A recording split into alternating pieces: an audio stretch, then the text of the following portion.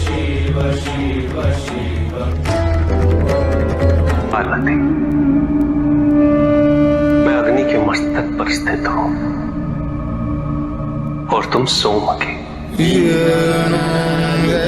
हम दोनों से ही ये अग्नि सोमात्मक जगत प्रतिष्ठित है। जगत के हित के लिए स्वेच्छा से शरीर धारण करके विचरण करने वाले हम दोनों में यदि सचमुच वियोग हो गया तो ये जगत ही निराधार हो जाएगा। पार्वती, ये जगत वाणी और अर्थ के संजोग से बना है। तुम वो वाणी हो और मैं उस वाणी का अर्थ हूं। तुम मेरे स्वरूप का बोध कराने वाली विद्या हो और मैं तुम्हारे द्वारा दिए गए विश्वासपूर्ण बोध से जानने वाला ज्ञान। केवल मैं इस सृष्टि का संहार और प्रलय नहीं करता, एकमात्र आज्ञा से ही संहार और प्रलय संपन्न होते हैं। और वो गौरवपूर्ण आज्ञा तुम हो पार्वती।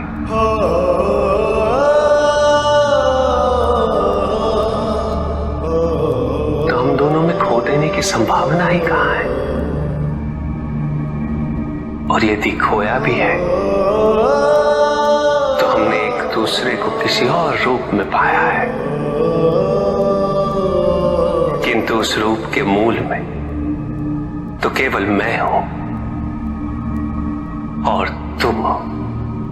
स्वामी, सर्वोपरि प्रेम शिव शंकर, सर्वोत्तम प्रिय पार्वती, सर्वश्रेष्ठ पति परमेश्वर शिव, सदा सुहागन पार्वती।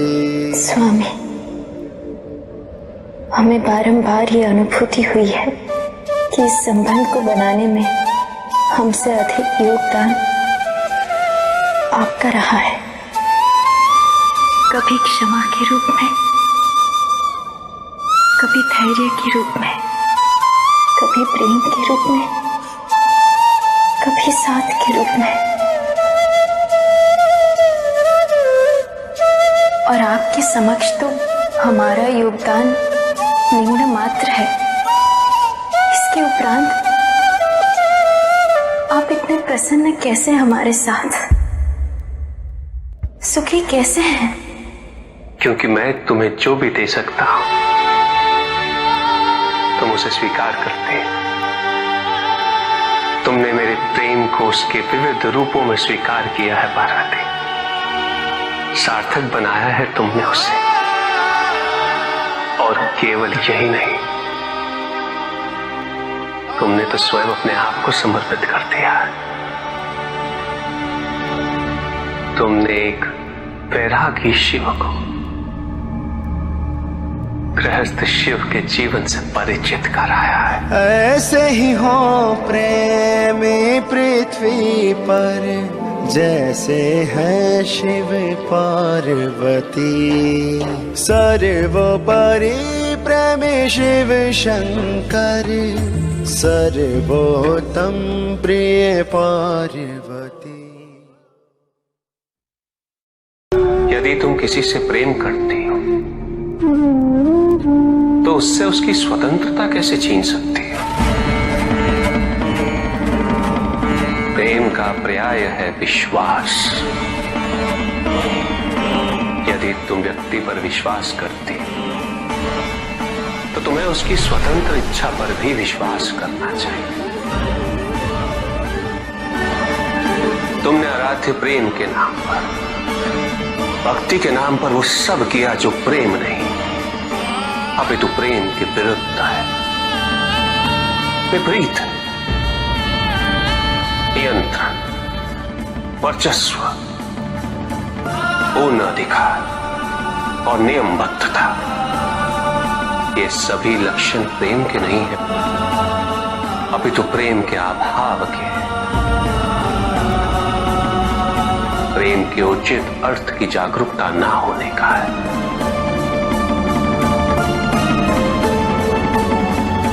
कि जहां प्रेम होता है वहां कुछ आवश्यक ही नहीं होता।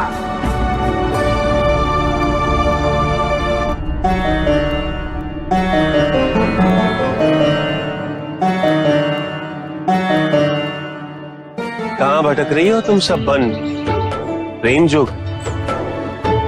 किसे ढूंढ रहा है भ्रमित होके ये चंचल मन? सुनो छबीले, तुम भटक गए हो, राह यहाँ से जाओ। नैनों के ये बाण यूं ही व्यर्थ ना चलाओ।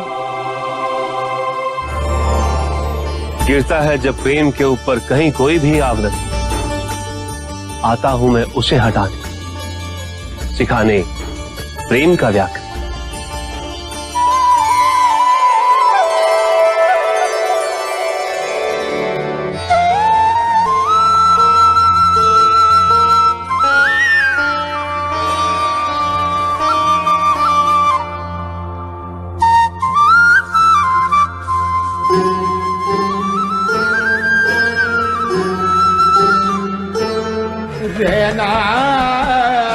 मैं तुम्हारी करुणा से अत्यंत प्रसन्न हूं। स्त्री दया और करुणा का प्रतीक हो तुम। अतः आज मैं सारे स्त्री वर्ग को आशीर्वाद देता हूं कि मैं पुरुषों की अपेक्षा तुम्हारी पूजा से सहजता से प्रसन्न हो जाऊंगा।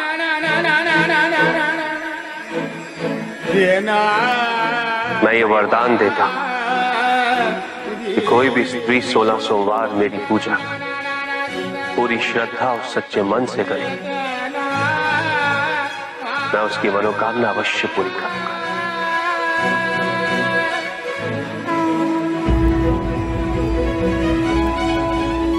और पुरुषों को ये पूजा अपने तप और कठिन परिश्रम से पूरी करनी होगी। पति का यह सर्वोच्च धर्म है कि वो अपनी पत्नी को समकक्ष समझे और उन्हें सम्मान्य आदर और प्रेम प्रदान करे। वचन के बिना संबंध में स्पष्टता नहीं आती। संबंध की मर्यादा हम दोनों को भली भांति ज्ञात होनी चाहिए, इसलिए वचन आवश्यक है,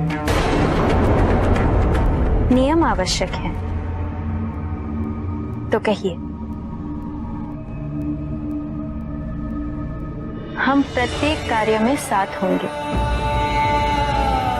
परिस्थिति चाहे जो भी हो, हम में एकता होगी। हम एक दूसरे का सम्मान करेंगे। आप मेरे कुटुंब की रक्षा करेंगे। आप अपना दायित्व कभी नहीं भूलेंगे। आप मुझसे कुछ भी गोपनीय नहीं रखेंगे। आप मेरी हर बात पर विश्वास करेंगे,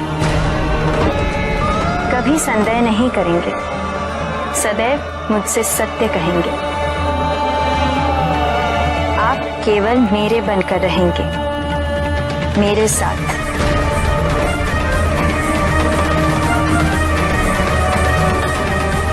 और ये सभी वचन किसी भी परिस्थिति पे आश्रित नहीं।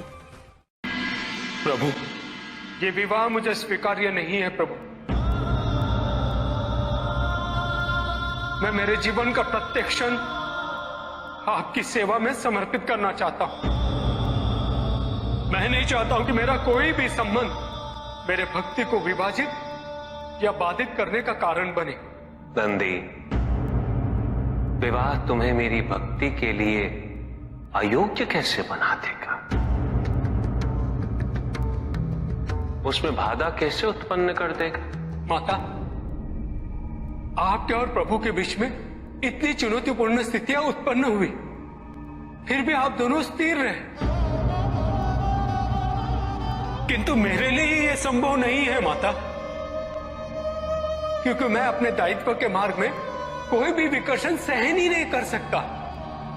नंदी, मेरे एक प्रश्न का उत्तर दोगे? पहले तो तुम केवल मेरे प्रति ही समर्पित थे, किंतु अब तुम मेरे साथ साथ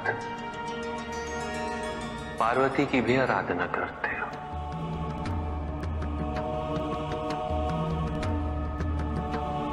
क्यों? प्रभु, माता आपके अर्धांगिनी है, आपकी पूरक, जिस प्रकार आप उनके पूरक हैं। आप माता के कारण आनंदित रहते हैं, उनकी उपस्थिति आपको प्रसन्नता देती है। अन्यथा आपको इतना हर्षित उनसे पहले मैंने कभी नहीं देखा है। फिर कुमार कार्तिकेय का जन्म, अशोक सुंदरी का जन्म, और फिर हमारे गणेश का जन्म। प्रभु, इस प्रकार मैंने कैलाश को पूर्ण होते हुए देखा है, और यह सब माता के कारण ही हुआ है। प्रभु, जिस कैलाश में आप वास करते थे, उसे माता ने निवास बना दिया, इस कैलाश को संपूर्ण कर दिया।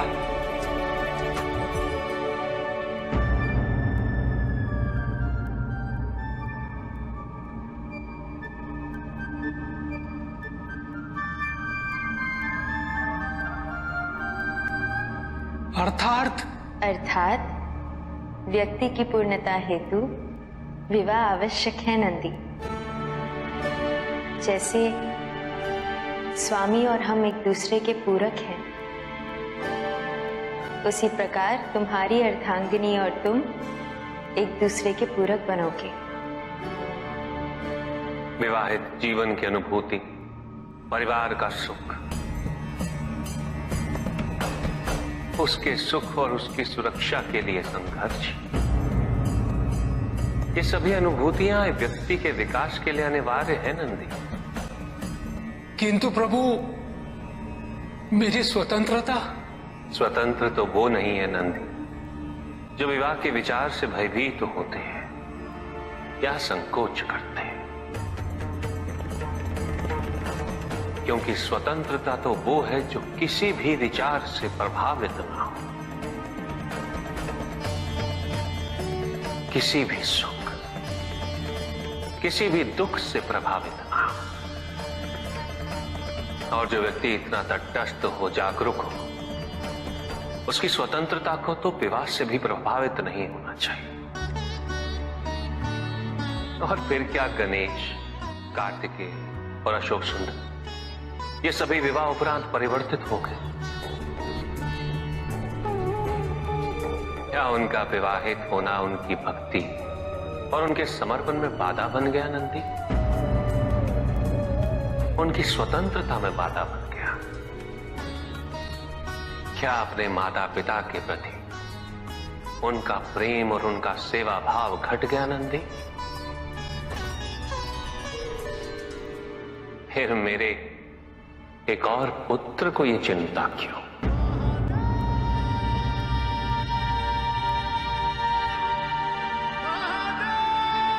ये भय क्यों नंदी?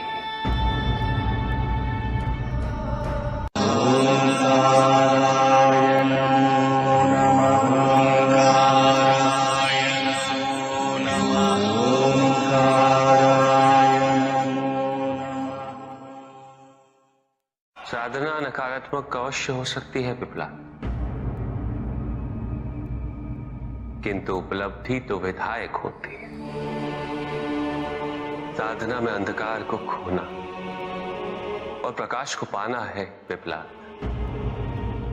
असत्य को खोना और सत्य को पाना है। नकारात्मक शब्द तो इस बात के सूचक है पिपला, हिंसा इस सब का मूल स्वभाव है। हिंसा तो केवल दुख देती, और कोई भी व्यक्ति दुख चाहे ये संभव नहीं। इसलिए जो हिंसक है वो भी प्रतिपल हिंसक नहीं रह पाता। सभी के उद्धार के लिए मैं आपसे निवेदन करता हूं, भक्ति का उचित मार्ग बताए हमें, ताकि मेरी भांति दूसरा कोई भूल ना करे। भक्ति मुक्ति का आधार है पुष्पधर, और मुक्ति तो केवल समर्पण से ही संभव होगी। और समर्पण के लिए पुष्प नहीं, स्वर्ण नहीं, आभूषण भी नहीं, रत्न नहीं, धन, विधि विधान नहीं, केवल अपने मन को अर्पित करना अनिवार्य है। जानना चाहते हो पुष्पधन कि वो कौन से पुष्प हैं जो मुझे अत्यंत प्रिय हैं? इंद्रियों का नियंत्रण, दया, शांति, तप, क्षमा, ध्यान और सत्य। और जब कोई मेरे इन पुष्पों से आराधना करे, मैं अवश्य प्रसन्न होता हूं। भक्ति में भव्यता आवश्यक नहीं है पुष्पधन, अभी तो सरलता आवश्यक है। भक्त के लिए ये समझना अत्यंत कठिन हो जाता है प्रायः भक्ति कब मोह में परिवर्तित हो जाती है,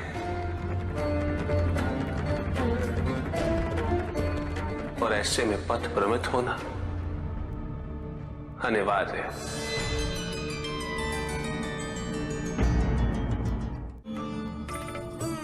इस संसार में, समाज में व्यक्ति का पद जितना ऊंचा हो, उसके कर्मों के परिणाम उसके पद के अनुपात में ही संसार को प्रभावित करते हैं।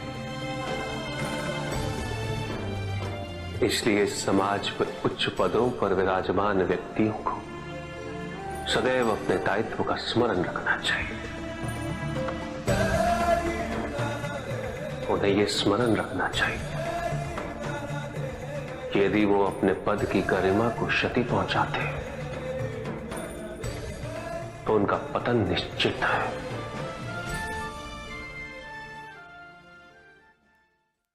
एक संबंध की सफलता वो है जब शब्दों की आवश्यकता ही समाप्त हो जाए, केवल आभास रहे, विश्वास रहे, जागरूकता रहे, संतोष रहे।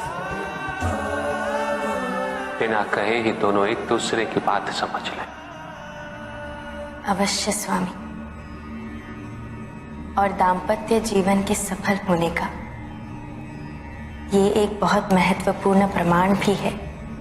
फिर भी मुझे आभास हो रहा है पार्वती कि मैंने तुमसे कभी ये नहीं कहा कि मैं कितना धन्य हुआ हूं। तुम्हें पाकर मैंने कभी तुम्हारे प्रति आभार व्यक्त नहीं किया स्पष्ट शब्दों में। ये आप क्या कह रहे हैं स्वामी? वही जिसका आभास मुझे प्रतिदिन रहा है, किंतु मेरे शब्दों में यह भाव कभी भी स्पष्ट रूप से प्रतिबिंबित नहीं हो सके। मैंने कभी तुमसे धन्यवाद नहीं कहा, जबकि मुझे निरंतर इस बात का बोध होता रहा कि मेरी ये यात्रा तो तुम्हारे बिना संभव ही नहीं होती। एक वैरागी जिसे तुमने गृहस्थ जीवन के सुख से परिचित कराया, अपने सानिध्य से परिपूर्ण किया,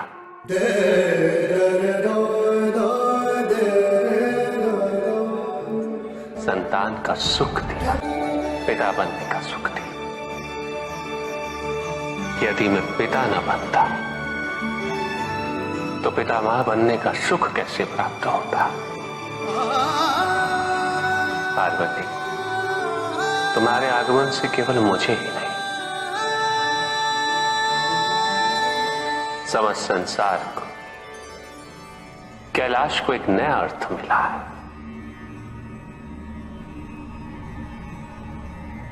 स्वामी, कृतज्ञता व्यक्त करके आप हमें ऋणी बनाना चाहते हैं? कृतज्ञ तो हमें होना चाहिए। आप तो सदैव संपूर्ण थे और संपूर्ण रहेंगे।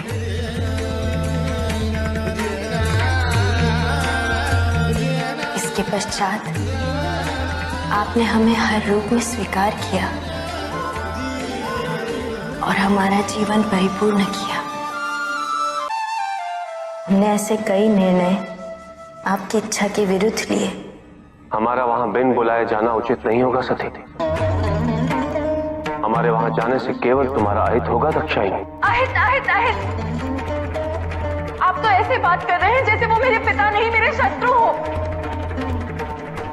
ठीक है, आपको यदि मेरे साथ नहीं आना है तो मैं आपके बिना ही चली जाऊं। नहीं सती, मैं कदापि तुम्हें अकेले नहीं जाने दूंगा। आपको मेरी सौगंध, आप मुझे रोकेंगे नहीं।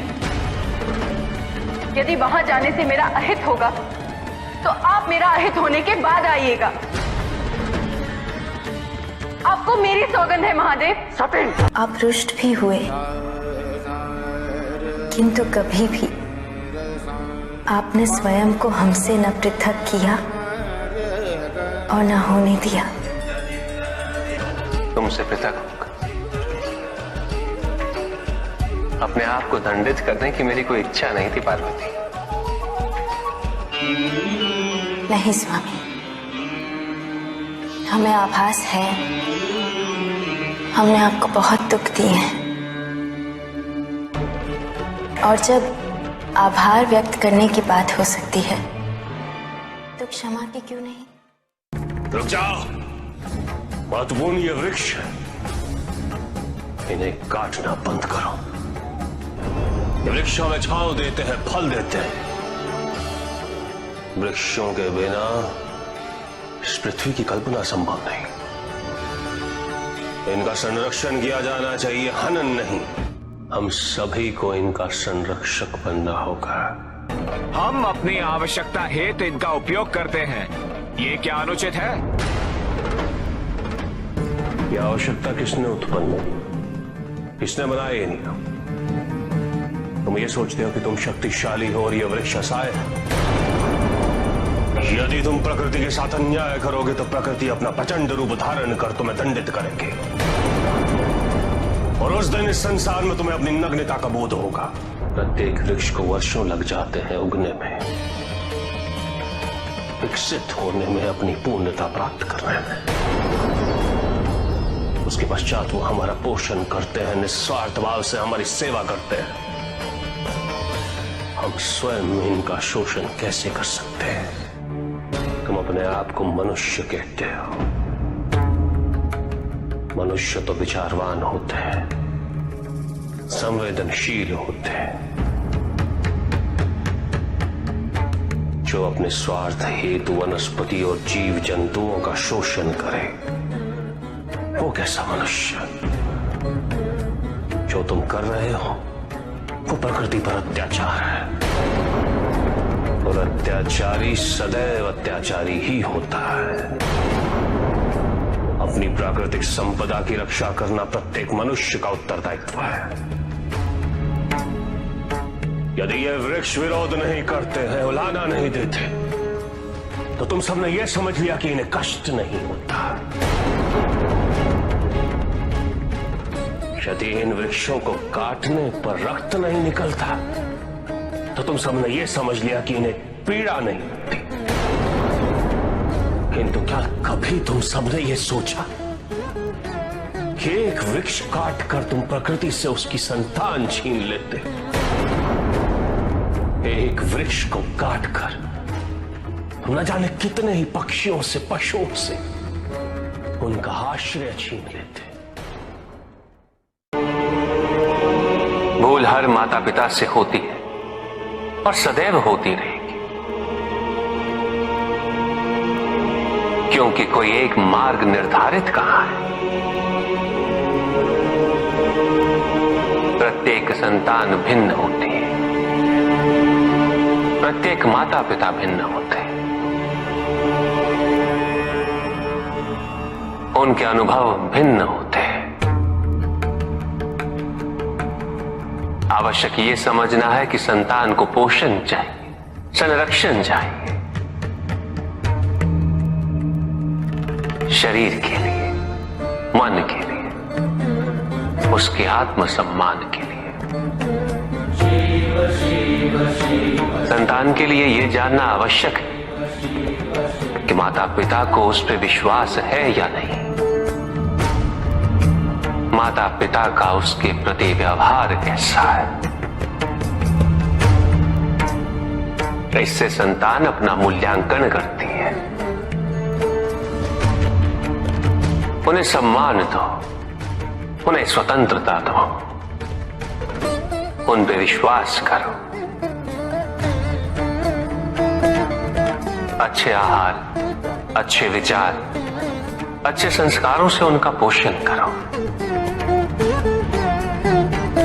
फलने दो उन्हें, विकसित होने दो और उनके मंगल की कामना करो। संतान की जिज्ञासा को धैर्य के साथ, सही तर्क और उत्तर के साथ संबोधित करना अति आवश्यक है। यदि माता पिता ही उत्तर ना देकर क्रोधित होंगे तो संतान की जिज्ञासा संभवतः उन्हें ऐसी दिशा में ले जा सकती है जो उचित ना हो।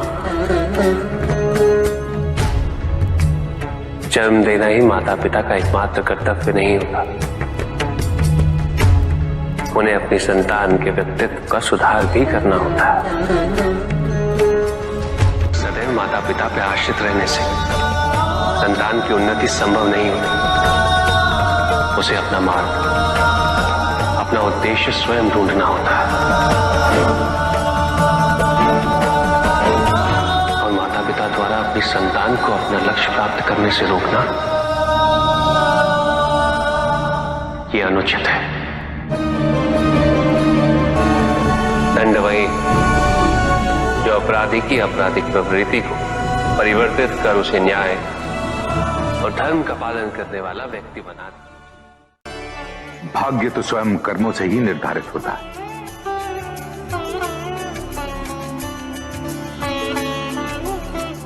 हमें ज्ञान चर्चा का विषय मिल गया है।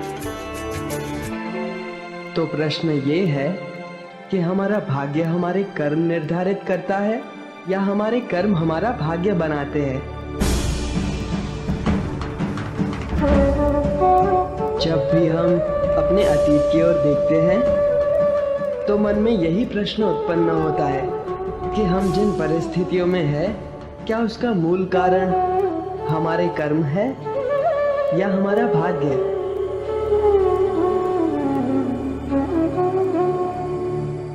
किंतु कर्म और भाग्य एक दूसरे से पृथक नहीं है, बल्कि एक दूसरे के पूरक है।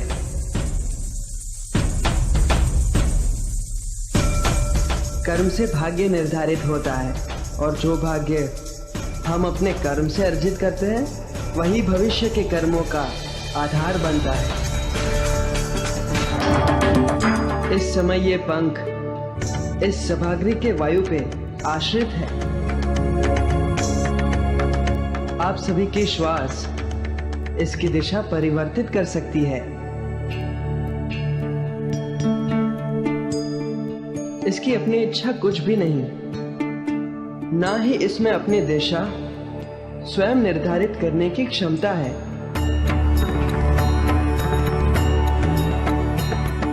उड़ते उड़ते कीचड़ में गिर जाना इस पंख का भाग्य हो सकता है, किंतु हमारे द्वारा कर्म ना करने के कारण किसी कठिन परिस्थिति से गिर जाना, इसका दोष हम केवल भाग्य को नहीं दे सकते।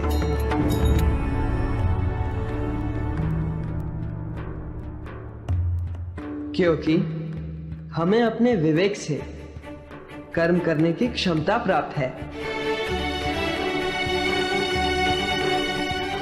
यदि हम कर्म नहीं करते तो उसका फल हमें भुगतना ही होगा। भाग्य प्रबल हो तो वो हमारे कर्मों को प्रभावित करता है,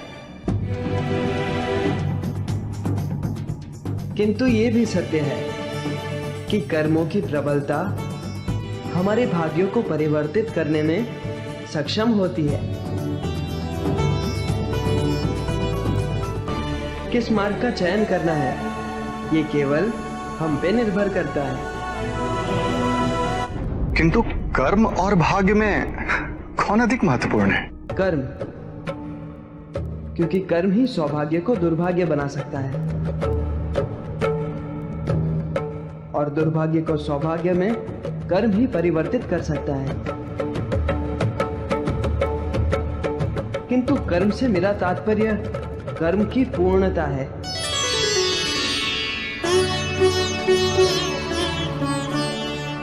जिस प्रकार केवल जन्म देने से माता पिता का कर्म पूरा नहीं होता, अपनी संतान का पोषण करना, उसे इस योग्य बनाना कि वो संसार में आत्मनिर्भर हो सके, ये भी तो माता पिता का ही कर्म है।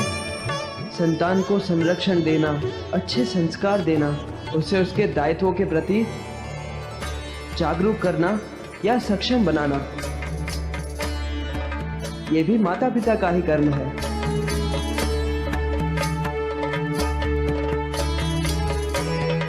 कर्म को मात्र एक औपचारिकता नहीं बल्कि धर्म समझ के उसका निर्वाह करना,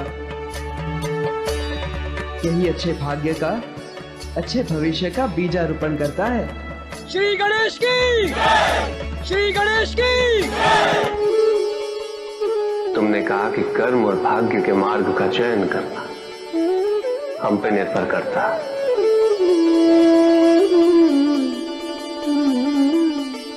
किंतु यदि कोई चयन करने के मार्ग का चुनाव ही ना करे तो क्या?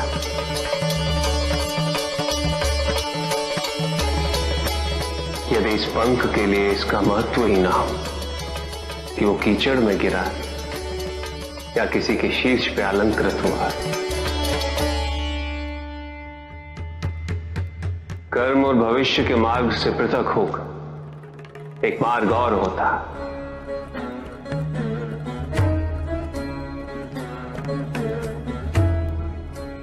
वैराग्य का मार्ग।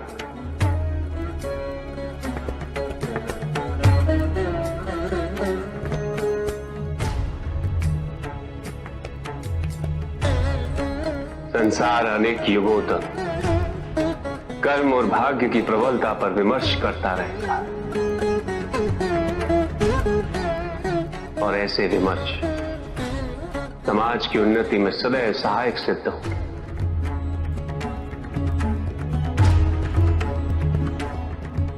ना सम्मान का मोह, ना ही अपमान का भय।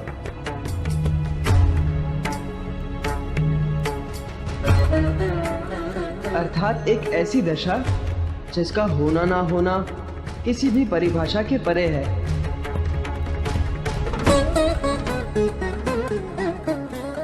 महादेव की, श्री गणेश की, श्री गणेश की।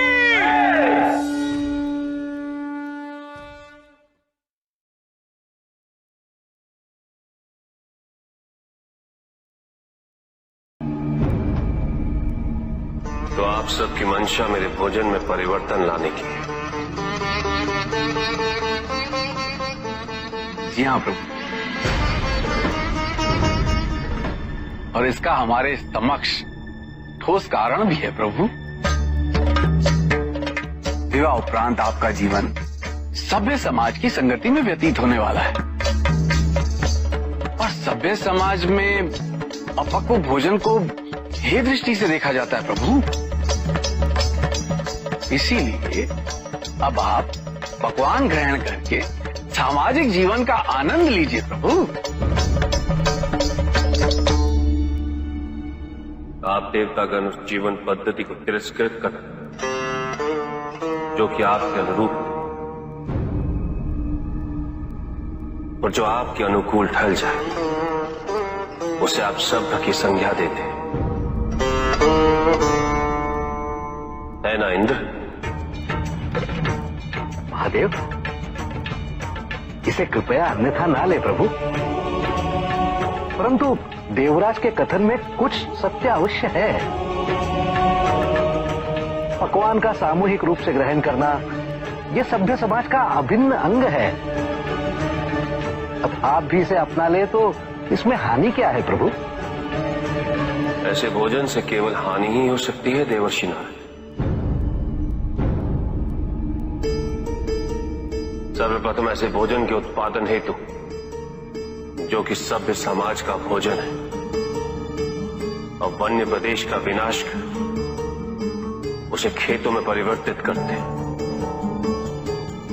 जिससे उसके संरक्षित जीव जंतुओं का भी सर्वनाश होता है।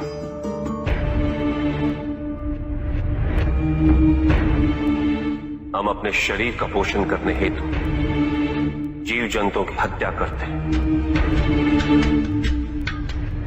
खेतो3 को सिंचित करने हेतु नदियों के प्राकृतिक बहाव को कृत्रिम साधनों से रोक देते हैं। इससे विपदा और अकाल की स्थिति उत्पन्न होने की आशंका सदैव बनी रहती है। जल जीवन का भी सर्वनाश होता है।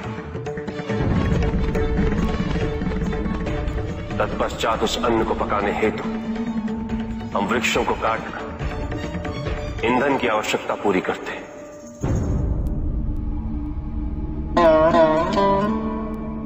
और पकाने की प्रक्रिया में उसके सारे पोषक तत्वों का सर्वनाश कर देते हैं।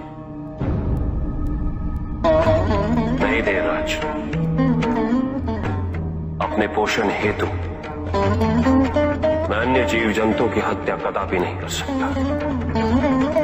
यह असंभव है।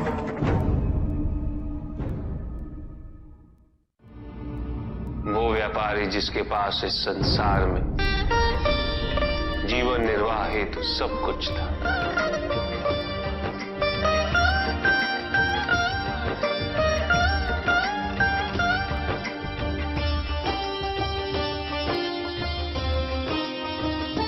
उसके पास घर था, छोटा था किंतु उसके परिवार के लिए पर्याप्त था। उसके छोटे से परिवार की आवश्यकताओं को पूरा करने हेतु भोजन और धन की भी कोई कमी नहीं थी, किंतु व्यापारी सदैव और धन संपत्ति संचय करने की चिंता में डूबा रहता था। सब कुछ होते हुए भी वो सुखी नहीं था, क्योंकि वो यही सोचता रहता था कि उसके पास क्या क्या नहीं। एक दिन किसी ने उसे बताया कि नारायण के वरदान से सब कुछ मिल सकता है। धन के लोभ में वो नारायण की तपस्या करने निकल पड़ा। ओम वैष्णवे नमः। और इस प्रकार वो कई वर्षों तक नारायण की तपस्या करता था। ओम वैष्णवे नमः। ओम वैष्णवे नमः। ओम वैष्णवे नमः।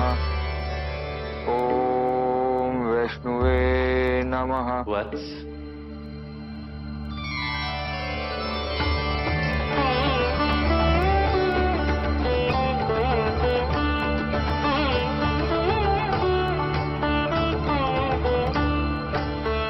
प्रणाम प्रभु।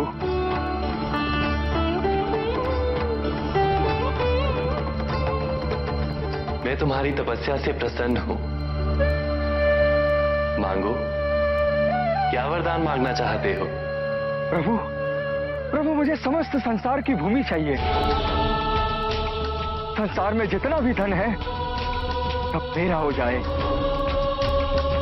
क्या मैं तुमसे पूछ सकता हूं, तुम्हें इतना सब कुछ क्यों चाहिए? मैं सुखी रहना चाहता हूं प्रभु, और धन संपत्ति ही सुख का माध्यम है। किंतु संसार की परिभाषा हर किसी के लिए भिन्न होती है वत्स। कुएं में बैठे मेंढक के लिए वो उसका संसार होता है। तुम बताओ वत्स, तुम्हारे लिए संसार की क्या परिभाषा है? सब कुछ प्रभु। जो कुछ भी मुझे दिखाई दे रहा है वो सब कुछ संसार ही तो है प्रभु। उचित है, मैं तुम्हें वरदान देता हूं कि जितना भी संसार तुम अपने नेत्रों से स्वयं देख सको वो तुम्हारा होगा, किंतु जो तुम नहीं देखोगे वो तुम्हारा नहीं होगा। अब इस संसार का सबसे धनी व्यक्ति मैं बन जाऊंगा प्रभु, और सबसे सुखी भी।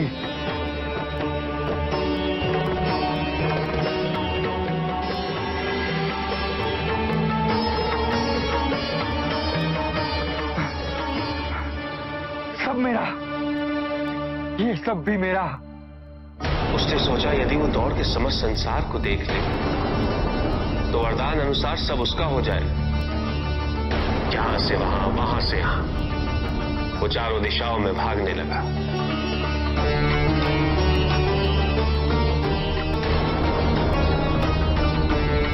जो भी दिखा वो उसे अपना बनाता गया, किंतु उसका लालच कम नहीं, अपितु और बढ़ता गया।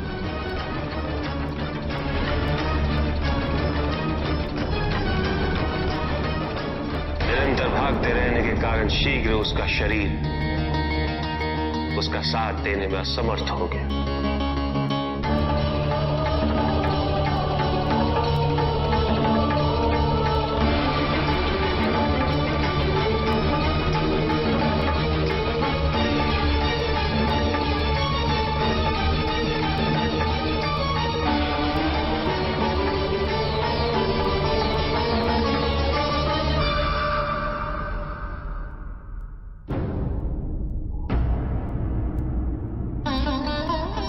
और इस प्रकार उसके पास केवल उतनी ही भूमि रही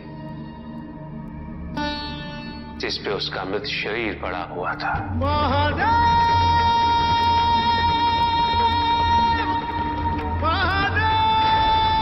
अकेला।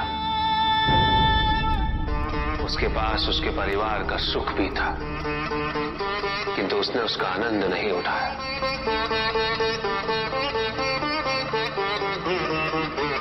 इसलिए सुखी जीवन हेतु धन की प्रचुरता नहीं, अपितु अपनी इच्छा और आवश्यकता में अंतर समझना अनिवार्य है।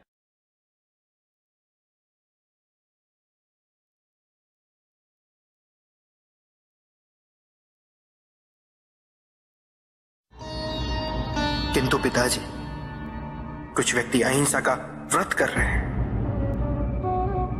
किंतु अधिकांश व्यक्ति तो अस्त्र शस्त्रों से सुसज्जित होकर घूम रहे हैं। शरीर की रक्षा के लिए बड़े दुर्ग बनाए जा रहे हैं, कवच बनाए जा रहे हैं, क्योंकि उन्होंने स्वयं योग और शुभता के कवच का त्याग कर दिया है पुत्र। क्योंकि अब शुभता उनके लिए जीवन को जीने का आधार नहीं रह गई, क्योंकि योग तो अब केवल उनके लिए एक कठिन सी साधना है।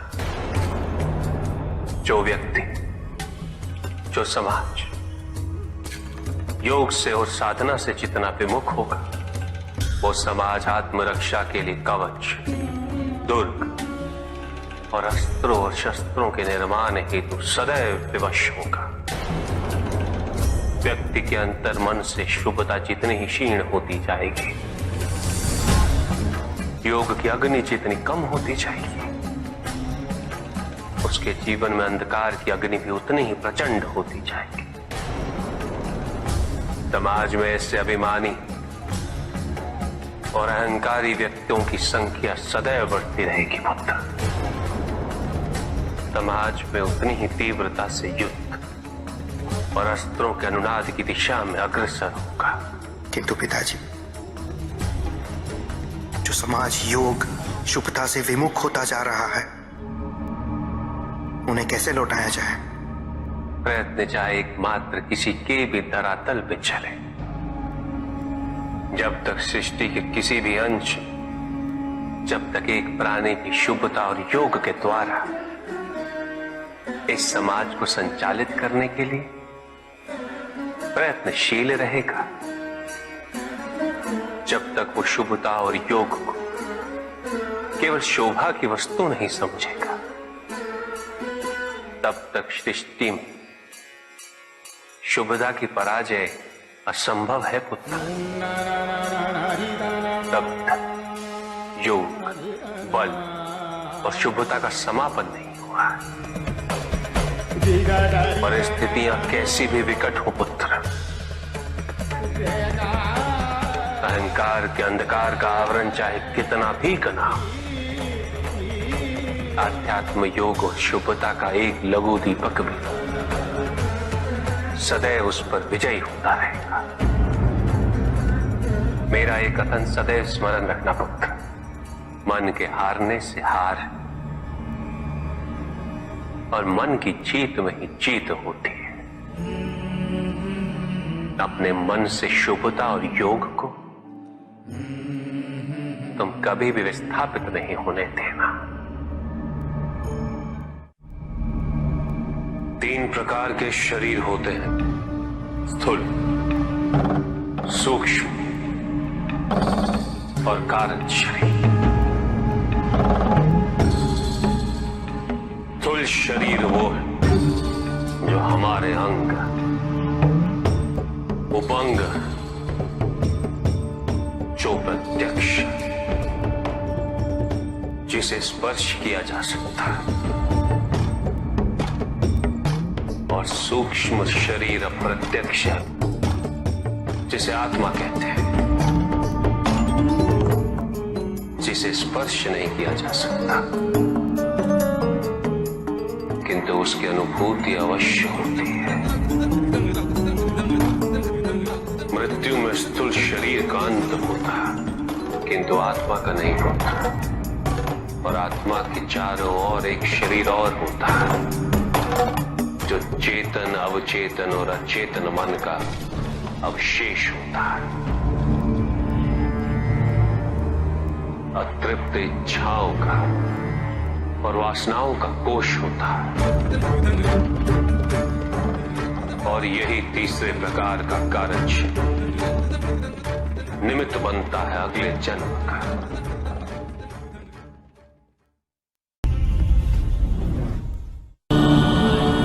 चहचहाने वाली चिड़ियों का गान हमेशा प्रसन्नता का गान नहीं होता। दुख, पीड़ा और मोह ये सब अलग नहीं, एक समान। तुम्हारा मोह ही तुम्हारा दुख और तुम्हारे मोह का त्याग तुम्हें पूर्ण रूप से सुखी कर सकता है।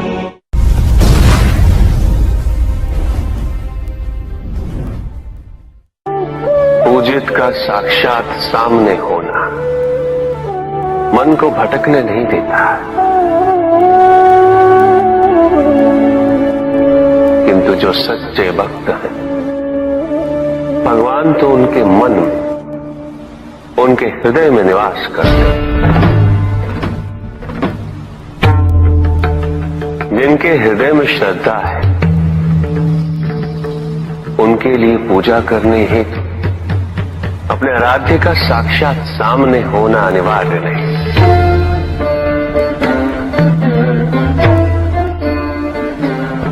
वो तो अपने मन के नेत्रों से प्रतिपल उनके दर्शन पा रहे हैं।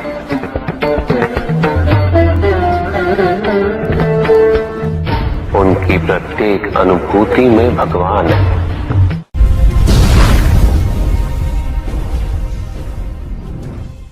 सत्य तो शाश्वत है। सत्य ही संसार में संतुष्टि और सुख का माध्यम है। जो सत्य से विमुख हो वो सदैव दुखी रहता है। जिसने भ्रम का मार्ग अपना वो आजीवन ढूंढता रहता है, किंतु विडंबना यही कि उसे ये ज्ञात ही नहीं कि वो ढूंढ क्या रहा है। सत्य तो यही कि तुम एक दैव्य अंश हो।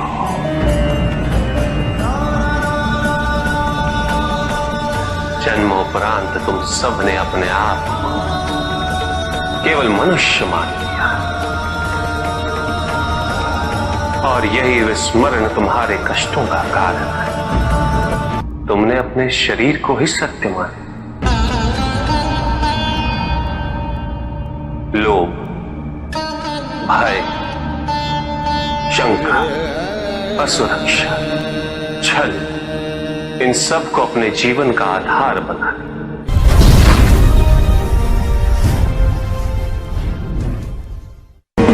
महाशिवरात्रि का व्रत विशेष फलों को प्रदान करने वाला है।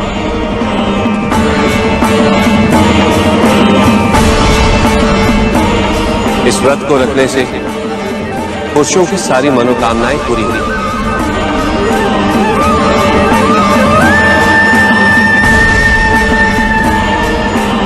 सुहागन स्त्रियों का सुहाग हमेशा बना रहेगा और तुम्हारी लड़कियों को मनचाहा वर मिलेंगे।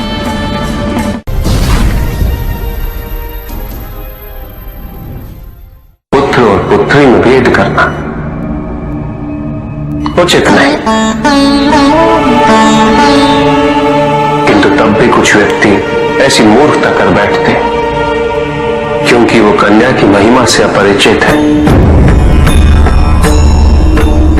क्योंकि वो ये समझ ही नहीं पाते कि कन्या का सम्मान करना प्रत्येक व्यक्ति का धर्म है, क्योंकि कन्या जीवनदायिनी है, वो जननी है और जननी तो केवल सत्कार के योग्य होती है, उपेक्षा की नहीं, उसका तिरस्कार नहीं किया जाता। एक कन्या विवाह के पश्चात दो कुलों को जोड़ती है। परिवार की स्थापना है तो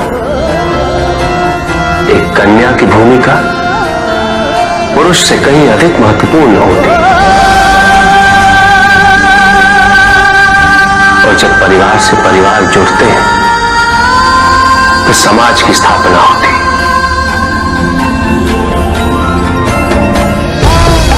पुत्री को परिवार में, समाज में वही स्थान मिलना चाहिए, वही अधिकार प्राप्त होना चाहिए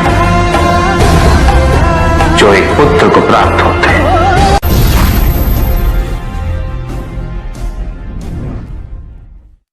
प्रेम क्या है बताइए महादेव, कृपया बताएं कि प्रेम का रहस्य क्या है? क्या है इसका वास्तविक स्वरूप? क्या है इसका भविष्य?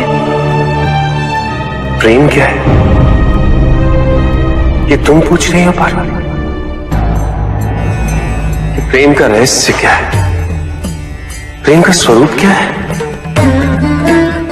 तुमने ही प्रेम के अनेकों रूप उजागर किए हैं पार्वती। तुमसे ही प्रेम की विभिन्न अनुभूतियां हुई। तुम्हारे प्रश्न में ही तुम्हारा उत्तर नहीं था। क्या इन विभिन्न अनुभूतियों की अभिव्यक्ति संभव है?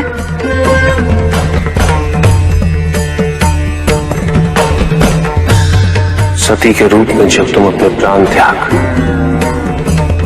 मुझसे दूर चली गई,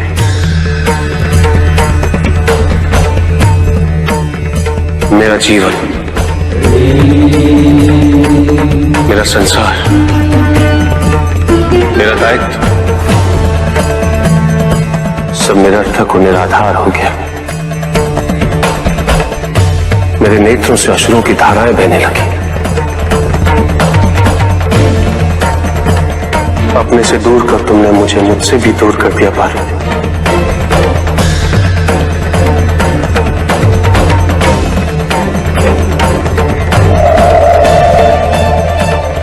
यही तो प्रेम है पार्वती। तुम्हारे अभाव में मेरे अधूरेपन की अति से इस सृष्टि का पूर्ण हो जाना, यही प्रेम है। तुम्हारे और मेरे पुनः मिलन करवाने हेतु इस समस्त ब्रह्मांड का हर संभव प्रयास करना, हर संभव षड्यंत्र रचना।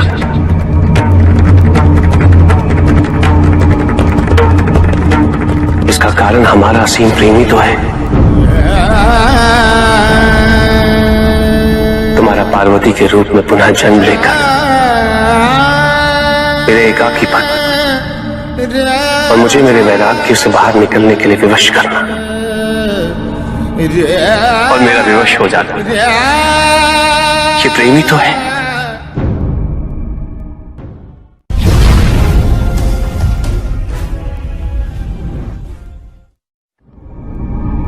चंद्रमा उसी जल में प्रतिबिंबित होता है जो जल शांत है, स्थिर। यही तो समस्या होती है मन की। मन कभी भी शांत नहीं हो पाता है। जहां शांति नहीं वहां कुछ भी नहीं रुकता।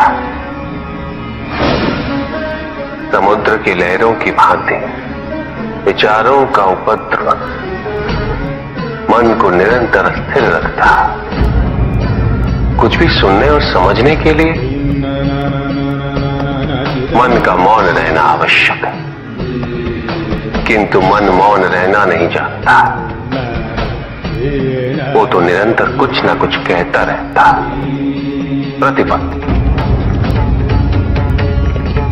शब्दों का आक्रमण चलता रहता है मन पर, और यही आक्रमण है जिसके कारण व्यक्ति कभी भी शब्दों के परे नहीं जा पाता। जहां जीवन की सत्यता का बोध उसकी प्रतीक्षा कर रहा होता है।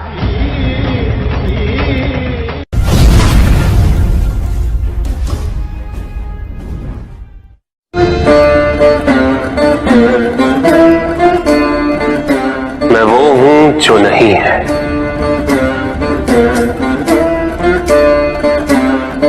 जो नहीं है वो मैं हूं।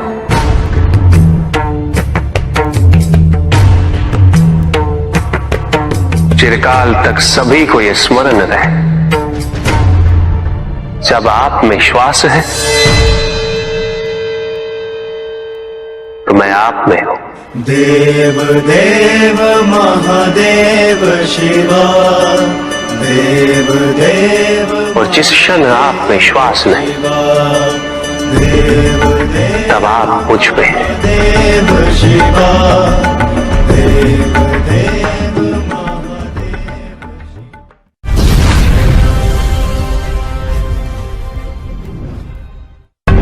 सत्य को जानने के लिए वन में जाना अनिवार्य नहीं है। अपने निजी, पारिवारिक और सामाजिक दायित्वों का परित्याग भी आवश्यक नहीं है। सत्य तो सदैव हमारे साथ है, हमारे सामने है, किंतु हम स्वयं धीरे धीरे उस पे अपने क्रोध, अपने अहम, भय, विचार और महत्वाकांक्षाओं जैसे कई आवरण चढ़ा देते हैं। सत्य हमसे नहीं, हम स्वयं सत्य से दूर हो जाते हैं।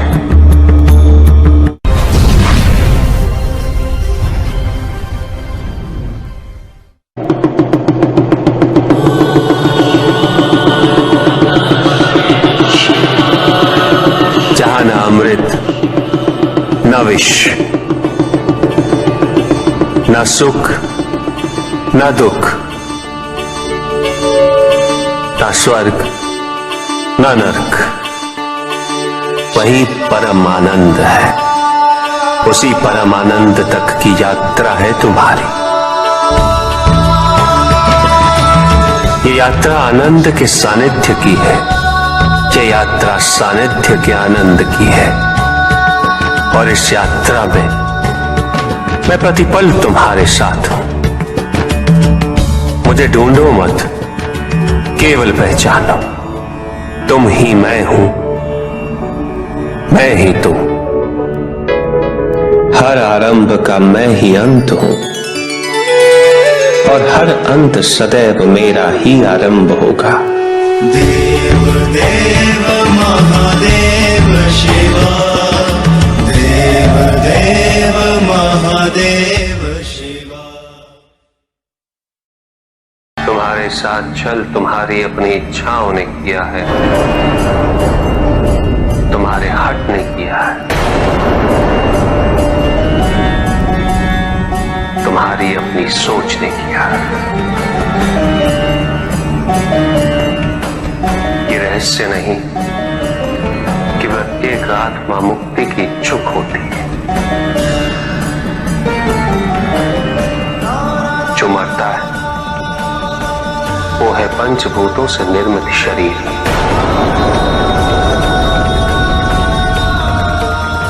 किंतु आत्मा तो अजर है, अमर है।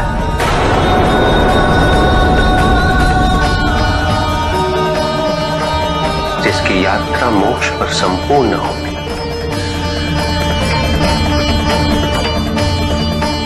जहां सांसारिक बंधनों से व्यक्ति मुक्त हो जाता है।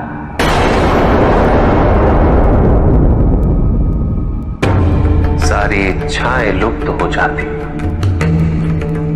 किंतु तुमने तो कभी सत्य की खोज ही नहीं की। तुम तो सदैव उन तत्वों को ढूंढते रहे जो तुम्हारे अहंकार के पोषण हेतु आवश्यक थे।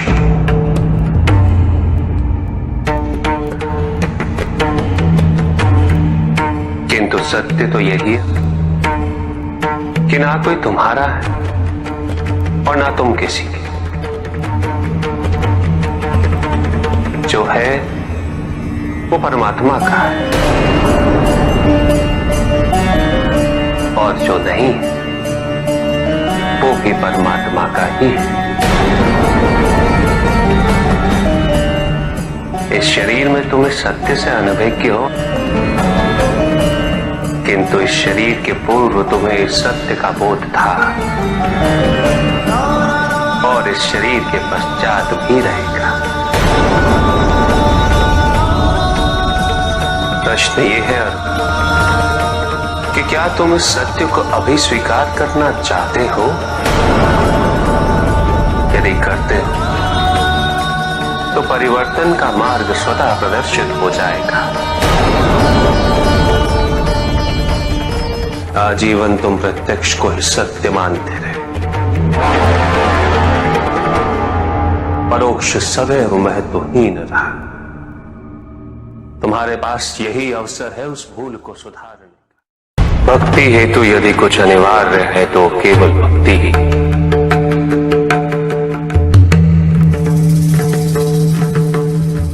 किंतु प्रश्न ये है कि क्या आपकी भक्ति संपूर्ण है? विश्वास और भ्रम के बीच की रेखा अत्यंत महीन होती है।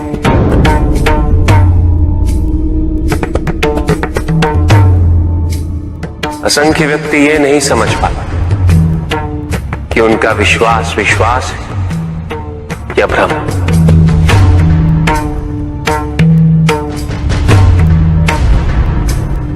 मुझ तक पहुंचने के लिए किसी और की आराधना अनिवार्य नहीं। मेरे सच्चे भक्त तो मुझे किसी भी रूप में पूज सकते, किसी भी रूप में प्राप्त कर सकते। ओम नमः शिवाय। पुरुष और प्रकृति एक है, वो कभी पृथक नहीं हो सकते। शक्ति शिव के बिना अधूरी है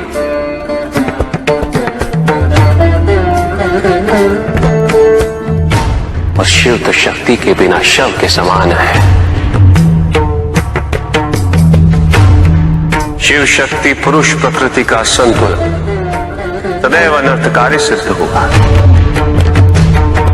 शरीर में यदि स्त्री तत्वों की ऊर्जा नहीं तो शरीर निर्जीव है।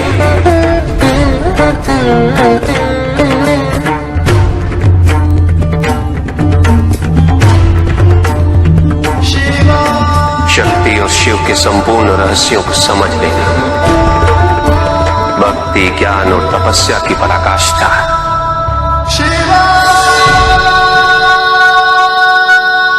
जब ज्ञान के लिए शब्द पर्याप्त ना हो, उदाहरण प्रस्तुत करना अनिवार्य हो जाता है।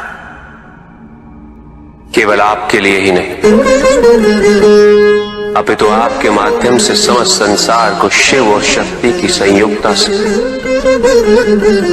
पुनः अवगत कराना इस प्रसंग का उद्देश्य था, जो पूर्ण हुआ। महादेव महादेव।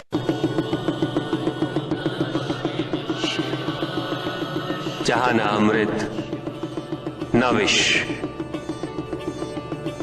न सुख न दुख, न स्वर्ग न नरक, वही परम आनंद है। उसी परम आनंद तक की यात्रा है तुम्हारी। ये यात्रा आनंद के सानिध्य की है, ये यात्रा सानिध्य के आनंद की है। और इस यात्रा में मैं प्रतिपल तुम्हारे साथ हूं। मुझे ढूंढो मत, केवल पहचानो, तुम ही मैं हूं, मैं ही तुम। हर आरंभ का मैं ही अंत हूं और हर अंत सदैव मेरा ही आरंभ होगा। देव देव महादेव शिव। पंडित महोदय को अपने अंतिम उत्तर का तात्पर्य बताओ।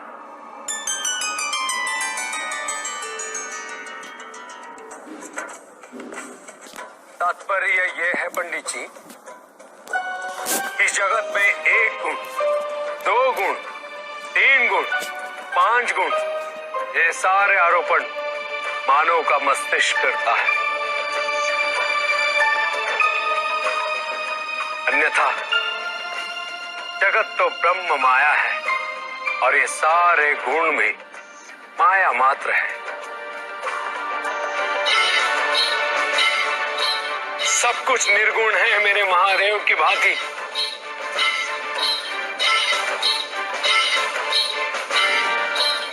और गुण तो मात्र लीला का नाम है। साधु साधु साधु साधु। किंतु प्रभु, ऐसा कोई ज्ञान तो इस संसार में है ही नहीं। वेद तो ईश्वर की आराधना, व्रत, तप, ज्ञान आदि क्रियाओं से करना सिखाता है। तो फिर निर्गुण वाली बात सत्य कैसे हो सकती है? वेद में ही सारा ज्ञान है पंडित महोदय। वेद का सही अर्थघटन करना इस समय संभव नहीं। अनंत शिव। प्रजापिता ने वेद के मंत्र दिए ताकि मनुष्य मात्र अपने गुणों के माध्यम से निर्गुण तक पहुंच सके।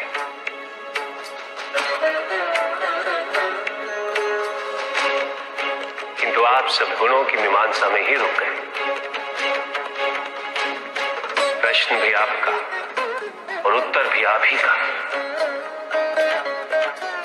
व्रत, तप, दान, यज्ञ इत्यादि से ही संसार का निर्वाह होता है। किंतु उसी वेद में ईश्वर प्राप्ति के लिए निर्गुण बनने का मार्ग छिपा हुआ है। उस ज्ञान को आप देख नहीं पाते पंडित महोदय। इसीलिए अपने आप को देवताओं से अधिक ज्ञानी समझते।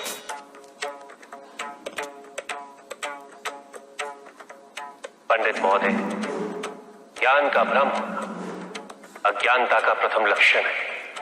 इस प्रकार भरे हुए पात्र में कुछ नहीं समाता, उसी प्रकार ज्ञान के अहंकार से भरे मन में अधिक ज्ञान नहीं समाता।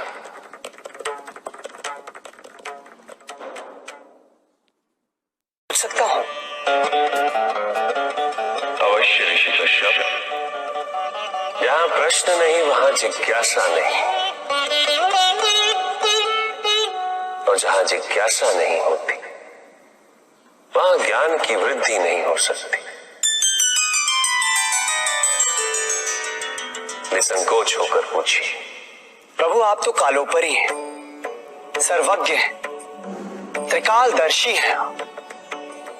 चारों ओर ये जो अज्ञान का अंधकार फैल रहा है, उसमें ज्ञान का मूल अर्थ कहीं ना कहीं खोता जा रहा।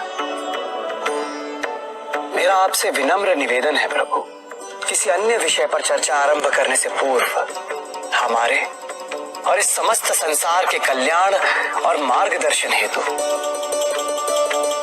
आप ज्ञान की मूल परिभाषा से एक बार हमें पुनः अवगत करवाएं। ज्ञान और अज्ञान की परिभाषा को स्पष्ट रूप से समझने के लिए ज्ञान और अज्ञान की विशेषताओं का स्मरण करना आवश्यक है,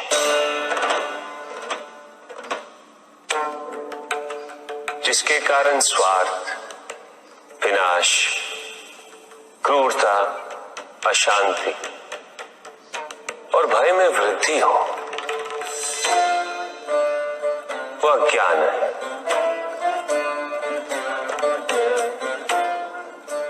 किंतु जो व्यक्ति को उदार, निर्भीक, सहनशील और विनम्र बनाए, वही ज्ञान है। अज्ञान की शक्तियां दुरुपयोग करने हेतु प्रेरित करती हैं, किंतु जो अपनी शक्तियों और अपने सामर्थ्य के प्रति अपने उत्तरदायित्व को समझाए, जो न केवल अपने अपितु अपने से पहले संसार के उद्धार हेतु प्रोत्साहित करे, वो ज्ञान है। ज्ञान का मूल उद्देश्य ही परोपकार है, सृजन है। दूसरों की भावनाओं को समझना, उनका आदर करना, यही ज्ञान है। क्योंकि ज्ञान हमें न केवल अपने अपितु दूसरों के दुख और सुख के प्रति भी संवेदनशील बनाता है। किंतु जो दूसरों की भावनाओं का अनादर करे, उसे ज्ञान की श्रेणी में कैसे रखा जा सकता है?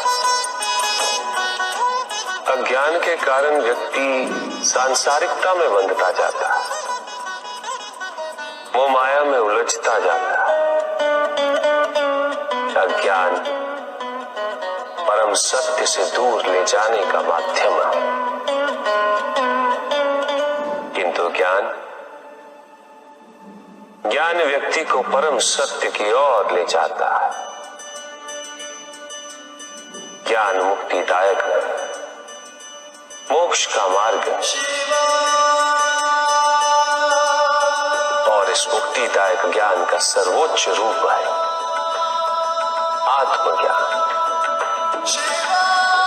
और यही ज्ञान की पूर्णता भी है। ज्ञान और अज्ञान का ये अंतर संसार में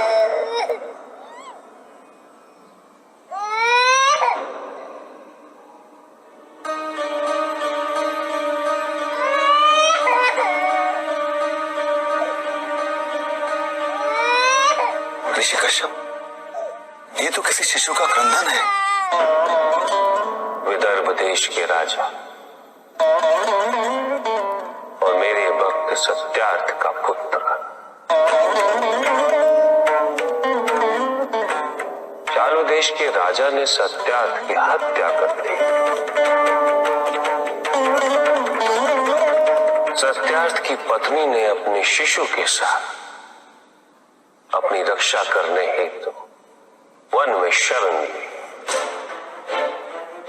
किंतु अब तो वो भी मृत्यु को प्राप्त हो चुकी है। भक्ति का उचित मार्ग बताए हमें, ताकि मेरी भांति दूसरा कोई भूल ना करे। भक्ति मुक्ति का आधार है पुष्पधर, और मुक्ति तो केवल समर्पण से ही संभव होगी।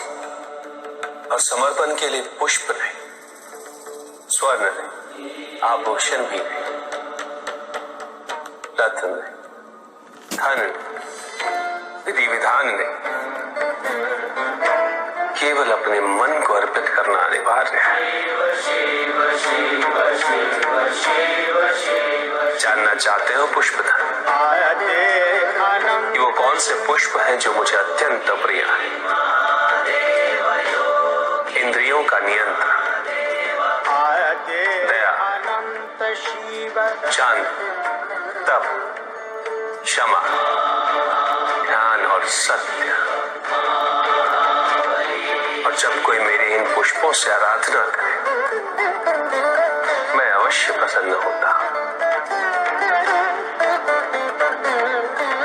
भक्ति में भव्यता आवश्यक नहीं है पुष्पधर, अभी तो सरलता आवश्यक है।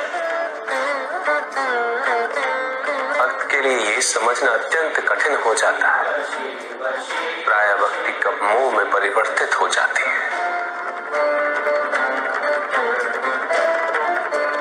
और ऐसे में पथ भ्रमित होना अनिवार्य है।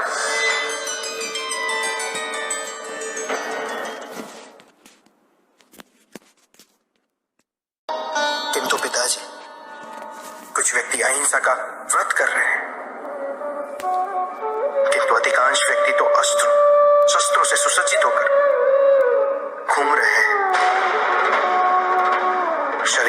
रक्षा के लिए बड़े दुर्ग बनाए जा रहे हैं, कवच बनाए जा रहे हैं। क्योंकि उन्होंने स्वयं योग और शुभता के कवच का त्याग कर दिया पुत्र। क्योंकि अब शुभता उनके लिए जीवन को जीने का आधार नहीं रह गई।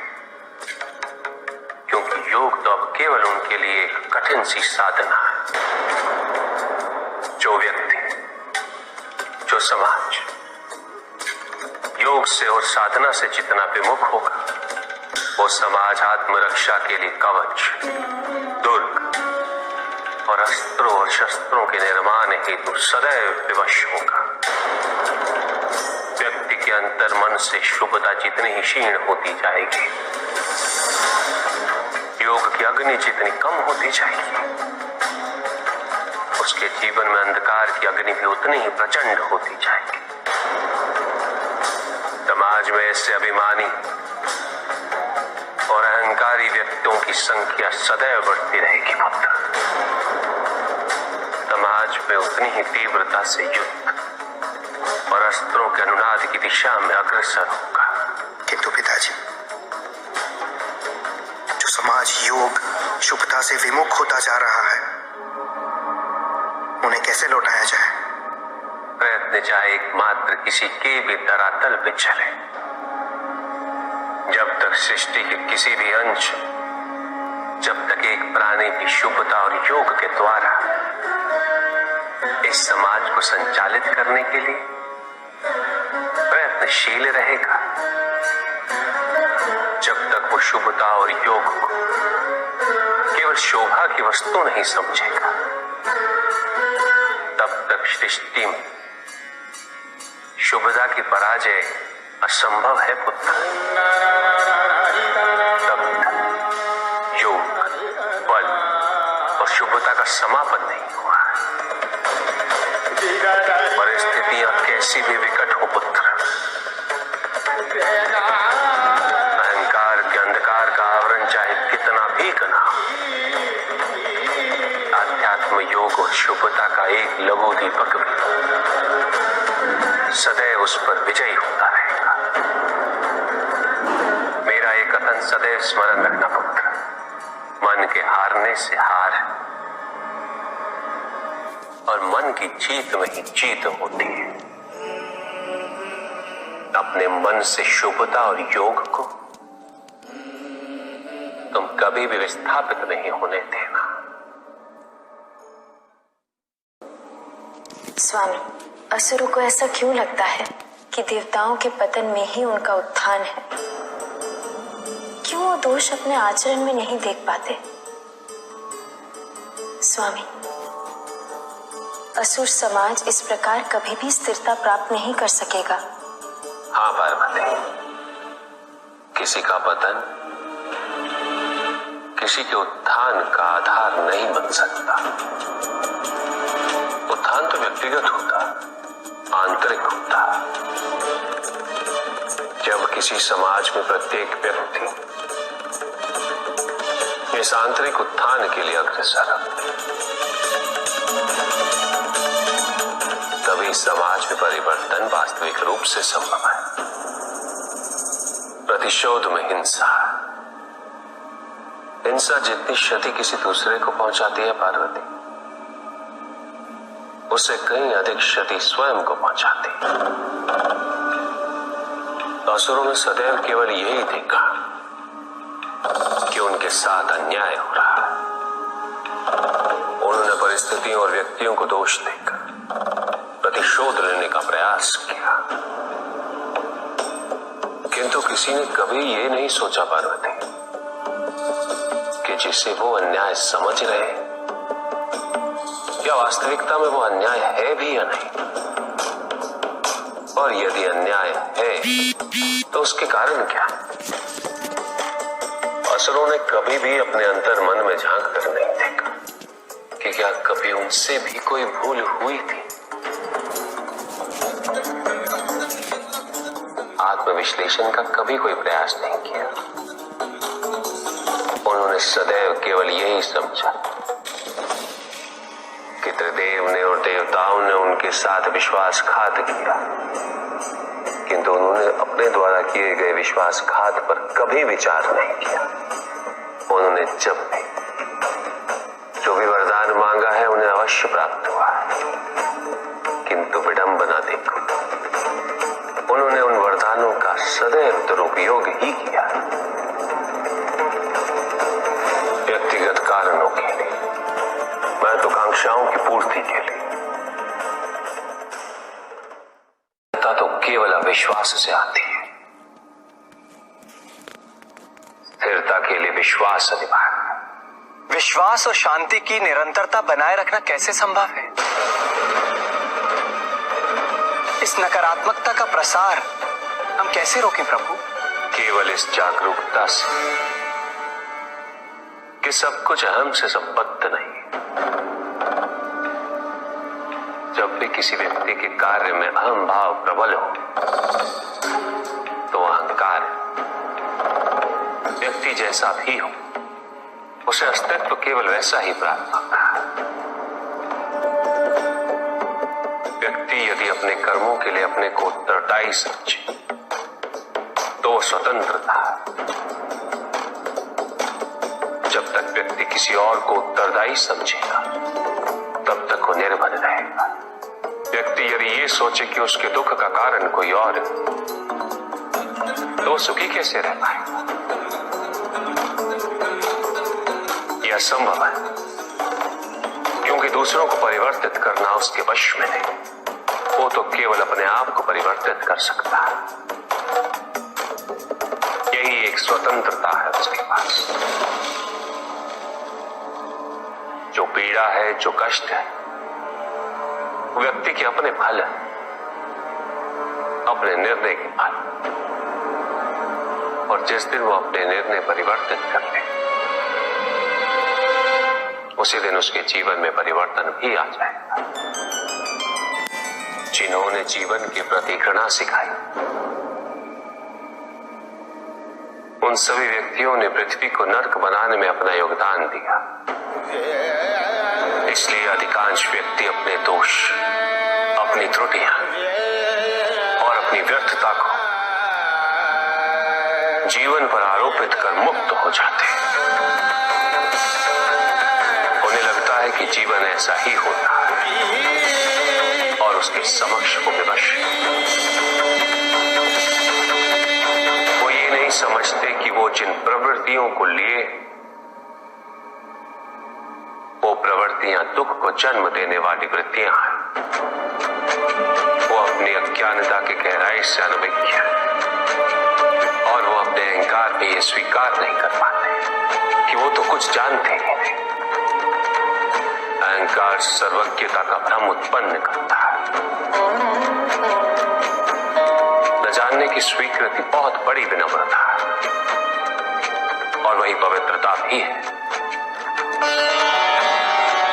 हमें संसार में संतुलन को बनाए रखने के लिए पवित्रता के आधिक्य की आवश्यकता है। किंतु प्रभु, इस पवित्रता में कौन से लक्षण अनिवार्य हैं? अनेकों लक्षण, किंतु इन परिस्थितियों में जो सबसे अधिक महत्वपूर्ण है वो है सतित्व। सकारात्मक ऊर्जा का सबसे पावन स्वरूप सतित्व।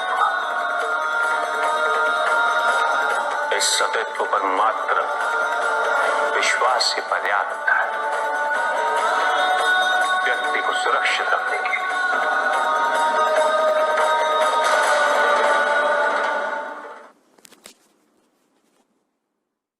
युद्ध किसी व्यक्ति से नहीं गणेश, मानसिकता से होता है। युद्ध में संघर्ष अच्छाई या बुराई का नहीं होता। सभी में अच्छाई है और बुराई भी है पुत्र। युद्ध तो विचारधाराओं का होता है। व्यक्ति अपने पराक्रम पर, अपनी क्षमता पर विश्वास कर युद्ध करता है और जब उस विश्वास को क्षति पहुंचती तो सब कुछ निरर्थक प्रतीत होने लगता है। किंतु आपसे पराजित होकर भी लोहितांग क्यों नहीं समझ रहा? उसे अपनी स्वतंत्र इच्छा का उपयोग कर उचित मार्ग पर चलने का प्रयास करना चाहिए। व्यक्ति अपने को खो दे समझती है व्यक्ति अपने को समर्पित कर दे, छोड़ दे अहंकार को, तो भ्रम की इच्छा ही पूर्ण होती है और अभी भी वही फलित हो रही है। ऐसा नहीं है कि हम उससे भिन्न फलित करा लेंगे, लेकिन व्यक्ति भिन्न फलित कराने में लड़ेंगे, टूटे, नष्ट हो। एक नदी में एक बार बाढ़ आ गई पुत्र। दो छोटे से तृण उसमें बह रहे थे और उसमें से एक नदी में तिरछा पड़ गया और वो बाढ़ को रोकने का प्रयास कर रहा था। वो अत्यंत ऊंचे स्वर में कह रहा था कि नदी को आगे नहीं बढ़ने देगा। यद्यपि नदी तो बस बढ़ती ही जा रही थी। वो फिर ऊंचे स्वर में यही कह रहा था कि मैं इसे अवश्य रोकूंगा, यद्यपि रोक नहीं पा रहा था। नदी को तो उसके संघर्ष का कुछ भी पता नहीं चल रहा था, किंतु नदी को उसके होने या ना होने से क्या अंतर? उस कण के लिए तो यह अत्यंत महत्वपूर्ण था। उसका जीवन तो संकट में था। वो तो बस बहे जा रहा था। वो जहां भी पहुंचता, किंतु उससे पहुंचना तो संघर्ष करके ही था। किंतु ये बीच का क्षण, ये बीच का काल दुख, पीड़ा, द्वंद्वता का काल है। वहीं दूसरी ओर जो दूसरा तृण था, उसने अपने को समर्पित कर दिया। वो तो नदी में सीधा पड़ा हुआ था, नदी के प्रवाह के साथ साथ बहता जा रहा था और उसे ऐसा प्रतीत हो रहा था जैसे कि वो नदी को दिशा दे रहा है, उसे प्रवाहित होने में सहायता कर रहा हो। वो तो ये निश्चय कर बैठा था कि नदी को समुद्र तक पहुंचाकर ही रहेगा, किंतु नदी को उसकी उपस्थिति का भी आभास नहीं था। नदी पर उन दोनों के होने या ना होने का कोई प्रभाव नहीं था। नदी तो बस बहे जा रही थी। ब्रह्म की इच्छा को जाना नहीं जा सकता, किंतु ब्रह्म के साथ एक अवश्य हुआ जा सकता है और तब व्यक्ति की अपनी इच्छा तो खो ही जाती है, केवल उसकी इच्छा ही शेष रह जाती है। लोहितांग को अपनी आगे की यात्रा पूरी करने हेतु अत्यंत महत्वपूर्ण निर्णय अवश्य लेने होंगे। केवल उसके अहंकार को,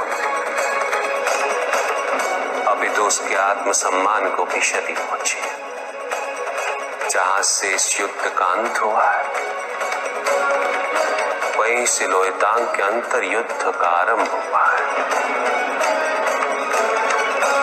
और जो भीतर पराजित होता है, उसे हर दिशा में केवल पराजय ही दिखती है।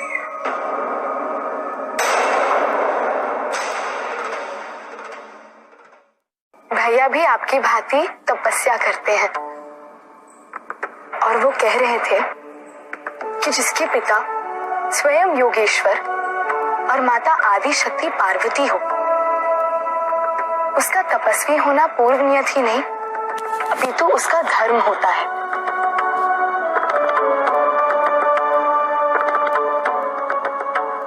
पिताजी, जिस प्रकार भैया का कर्तव्य है, उसी प्रकार क्या हमारा भी कोई कर्तव्य है?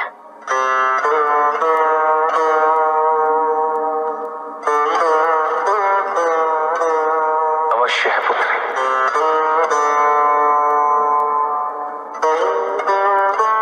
तब द्वारा धर्म और कर्म के नए अध्यायों को उजागर करना।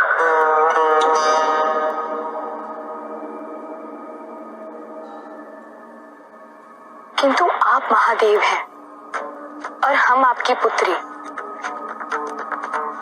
बिना तप के धर्म और कर्म के नए अध्याय को उजागर नहीं कर सकते? क्या आप हमें ऐसा कोई वरदान नहीं दे सकते?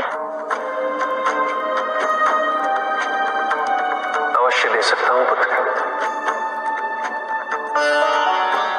किंतु तप के बिना जो भी प्राप्त होता है वो शुभ नहीं होता, वो सत्य नहीं होता, वो सुंदर नहीं होता।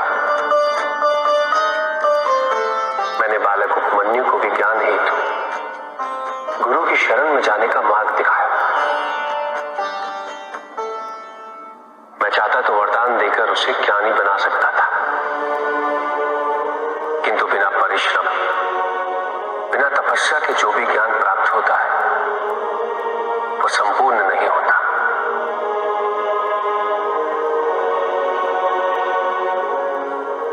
तुम्हें सभी सुखों की प्राप्ति होगी, किंतु तपस्या के बिना समस्त संसार भी मिल जाए वो व्यर्थ है।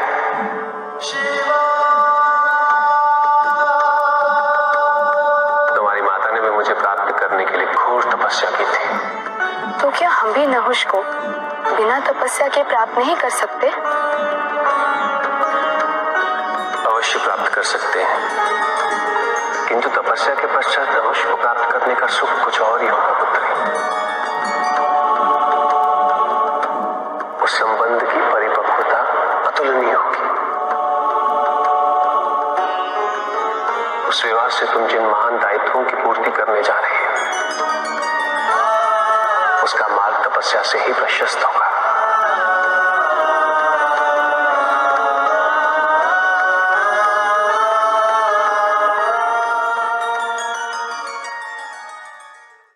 ओम के 3.5 भाग हैं।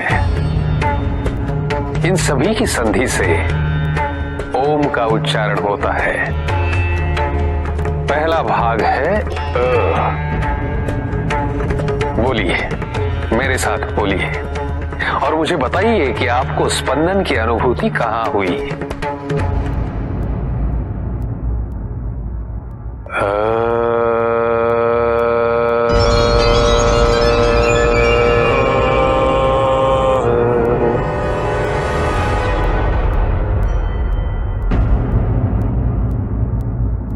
बताइए, स्पंदन का आभास कहां हुआ आपको?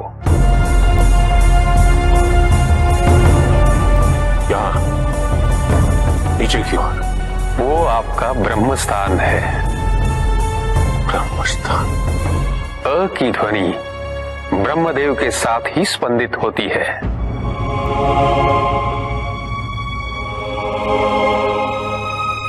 दूसरा भाग है ऊ।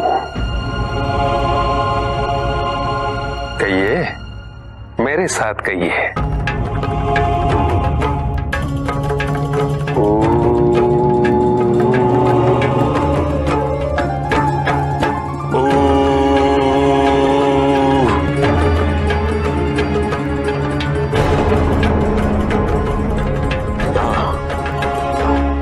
नाभि से यहां तक वो विष्णु स्थान है।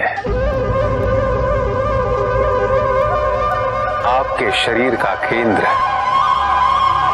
ऊ की ध्वनि नारायण से स्पंदित होती है। और तीसरी है म।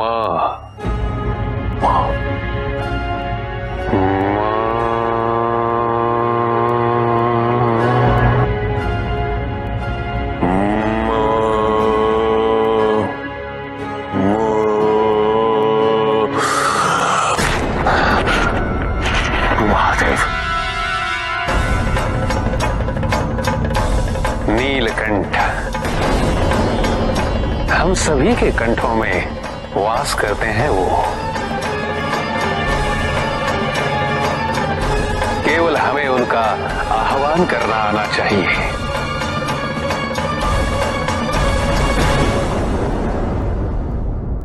देखो, एक प्रकार से शरीर भी त्रिदेवों से ही बना है।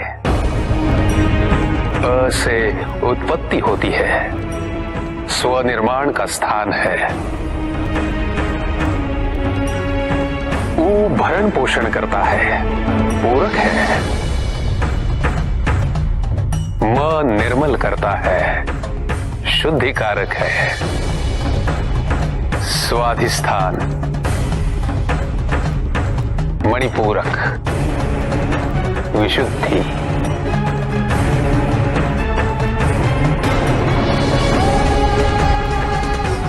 त्रिदेवों की अर्धांगिनियां भी अपने अपने स्वामियों की सहायता करती है। ज्ञान युक्त सृजन में ब्रह्मदेव के साथ माता सरस्वती है। श्रीव संपदायुक्त पोषण हेतु नारायण के साथ माता लक्ष्मी है। विनाश और पुनरुत्थान हेतु महादेव के साथ माता पार्वती है। तुमने तो कहा था कि 3.5 है पिपलाद, किंतु तुमने तो 3 ही बताई। अर्धभाग कौन है? मुझे प्रसन्नता हुई जानकर कि आप बड़े ध्यान से सुन रहे हैं। 3 नादों के उपरांत आंशिक नाद उसका है जिसमें तीनों निहित हैं, परंतु जिसका नाद नहीं होता, अर्थात शून्य, शांति।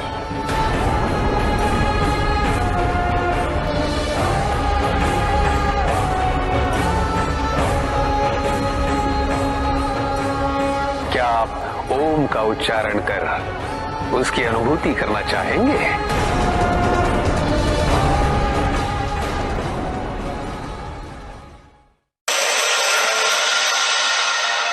तुमने मुझ पे प्रहार किया,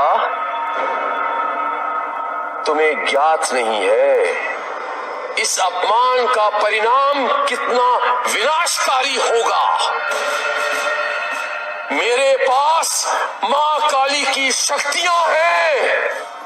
अघोर पंथ के अनुसार माता काली की शक्तियां सभी के लिए उपलब्ध है,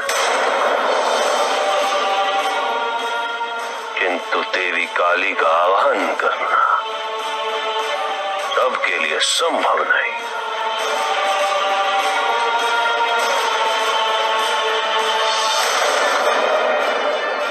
संभव नहीं, आवाहन करना संभव नहीं। मूर्खम मूर्खम मूर्खम। माता काली हमारे द्वारा रचे गए यंत्र में बंधक है, बंधक।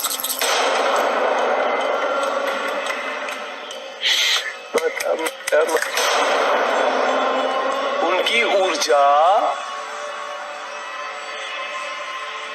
हमारे द्वारा रचे गए उस यंत्र में अवशोषित है।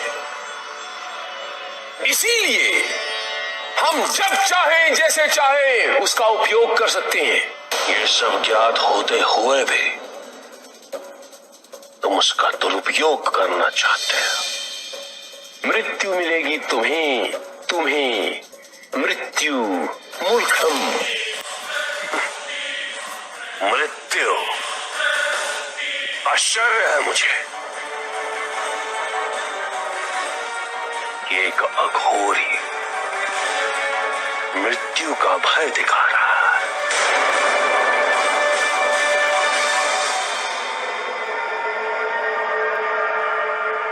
किंतु मुझे प्रसन्नता है कि तुमने अपनी वास्तविकता का प्रमाण दे दिया, सिद्ध कर दिया तुमने।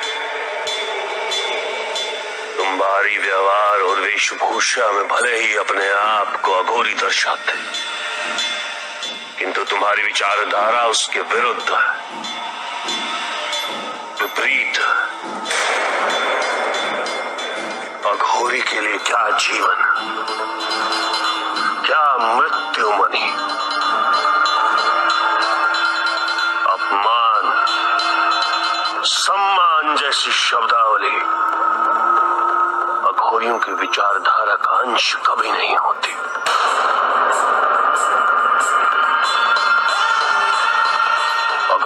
अर्थ है कि वो जो घोर ना हो,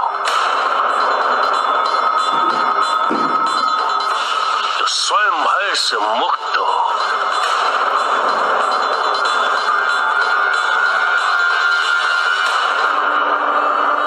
सरल जीवन सहज विचार जिसके प्रमाण हो, वही है सच्चा अघोरी। तुम कहते हो कि काली को तुम्हारे द्वारा दी गई बलि अति प्रिय है, उसे मनुष्यों का रक्त अति प्रिय है। तुम ना केवल इन अघोरियों को भ्रमित कर रहे हो, अभी तो समस्त संसार की दृष्टि में अघोरियों की अनुचित परिभाषा प्रस्तुत कर रहे हो। जो अपने अहंकार, अपने विकारों की बलि देकर स्वयं को पवित्र कर सके,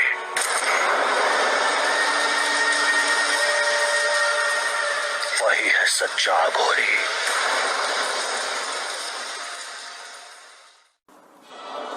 प्रभु, क्या संसार में केवल सुख का होना संभव नहीं है? प्रत्येक आत्मा का लक्ष्य केवल सुख की प्राप्ति ही तो है।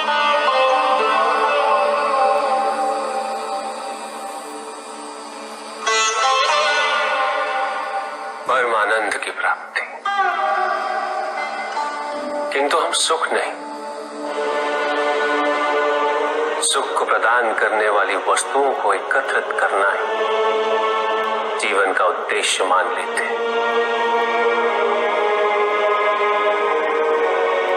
ये समस्त संसार माया है, सब कुछ नश्वर है।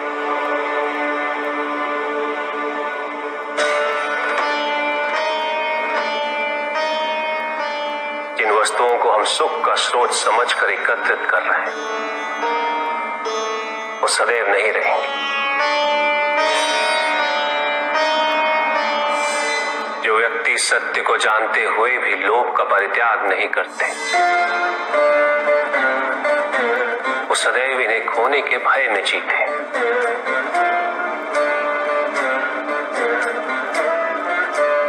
और जो व्यक्ति सत्य को जानते ही नहीं, वो अहंकार में जीते।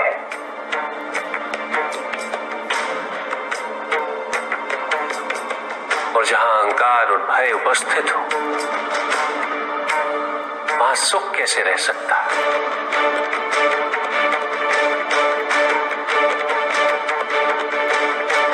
किसी को ये दुख है कि उसके पास कुछ भी नहीं, और जिसके पास सब कुछ है, उसे ये दुख है कि पाने को कुछ शेष नहीं। सुख को हम स्वयं अपने दृष्टिकोण से परिभाषित कर देते हैं, जबकि वास्तविकता इससे भिन्न है।